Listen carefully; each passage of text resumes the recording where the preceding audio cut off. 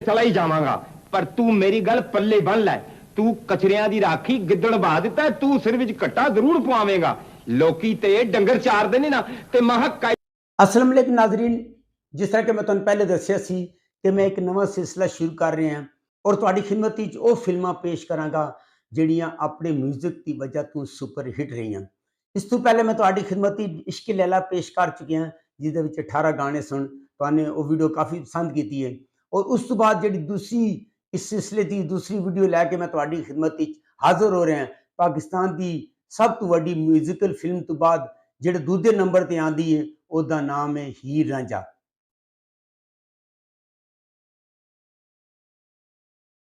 हीर रांझा अपने दौर की एक सुपर हिट फिल्म सी और यह फिल्म न सिर्फ इसकी कहानी अच्छी सी बल्कि अपनी म्यूजिक और अपने जानदार गाणियां की वजह तो यह फिल्म सुपर हिट रही।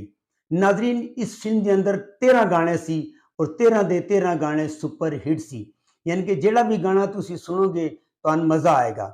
इस फिल्म के अदाकार एजाज, फरदोस, अजमल, जुमरत, अकील, मुनव्वर ज़रीफ, रंगीला ते सलमा मुमताज।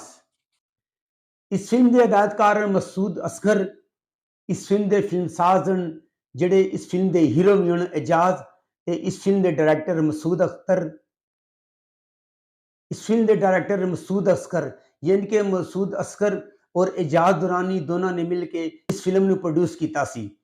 ते मुसन्निफ वारिस शाह, म्यूजिक ख्वाजा खुर्शीद अनवर, गुलकार नूर जहां, नसीम बेगम, आयरन परवीन, मुनीर हुसैन, मसूद राना, मजीब आलम ते गुलाम अली।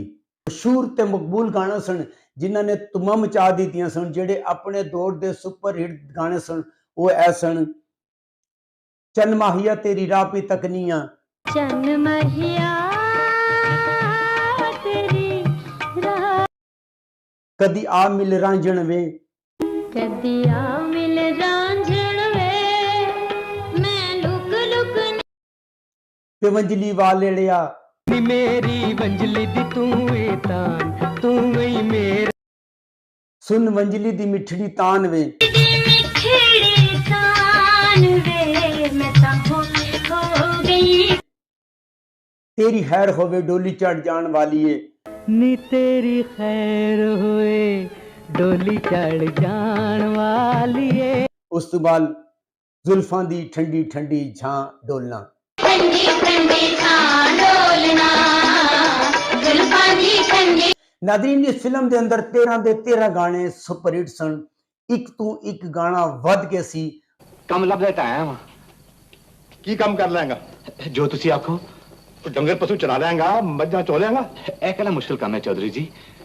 हला अपने दौर की न सिर्फ इस म्यूजिक की वजह तो एक कहानी सुपर हिट हो। इस फिल्म ने फिल्म इंडस्ट्री को एक नवा ट्रेंड दिता और एजाज दुरानी और मसूद असगर ने मिल के इस फिल्म को कामयाब किया।